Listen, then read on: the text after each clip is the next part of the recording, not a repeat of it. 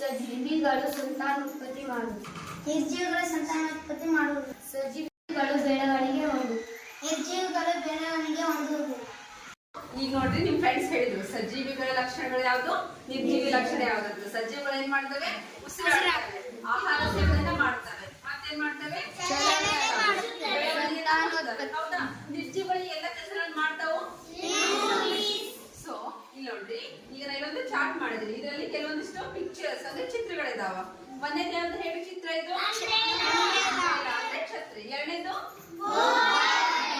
ಮೂರನೇದು ನಾಲ್ಕನೇದು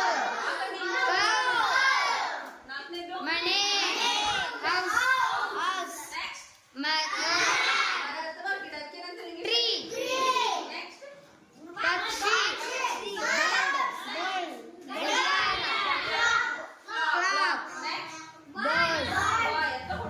ಈಗ ನೀವೇನ್ ಮಾಡ್ಬೇಕು, ಈ ಎಲ್ಲಾ ಚಿತ್ರಗಳಲ್ಲಿ ಸಜೀವಿಗಳು ಯಾವ್ದು ಅದನ್ನ ಈ ಕಡೆ ಮೂವ್ ಮಾಡ್ಬೇಕು, ನಿರ್ಜೀವಿ ಯಾವ್ದು ಆ ಪಿಕ್ಚರ್ ನ ಆ ಕಡೆ ಮೂವ್ ಮಾಡ್ಬೇಕು.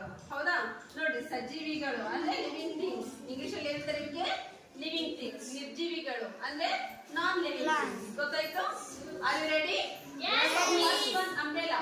ಅಂಬ್ರೆಲಾ ಯಾರು ಮೂವ್ ಮಾಡ್ತೀರಾ? ಅಂಬ್ರೆಲಾ ಸಜೀವಿನ ನಿರ್ಜೀವಿ? Very good. Class. Next mobile.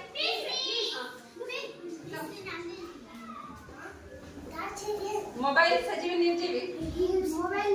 Very good. ಆಕಳು ಕೌ, ಇದನ್ನ ಯಾರು ಮೂವ್ ಮಾಡ್ತೀರಾ? ಕೌ.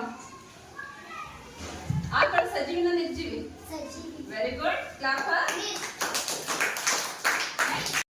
ಸೊ ನೆಕ್ಸ್ಟ್ ನೋಡ್ರಿ, ಮನೆ. ಮನೆ ಯಾರು ಮೂವ್ ಮಾಡ್ತೀರಾ? ಮನೆ ಸಜೀವಿನ ನಿರ್ಜೀವಿ? Very good. ಕ್ಲಾಪ್. ನೆಕ್ಸ್ಟ್ ಮರ. ಟ್ರೀಸ್. ಭಾರತ. ಮರ ಸಜೀವಿನ ನಿರ್ಜೀವಿ? Very good. ನೆಕ್ಸ್ಟ್ ಪಕ್ಷಿ. ಬರ್ಡ್.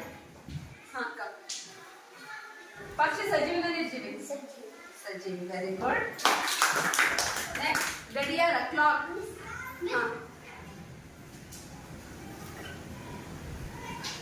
ಗಡಿಯಾರ ಸಜೀವಿನ ನಿರ್ಜೀವಿ?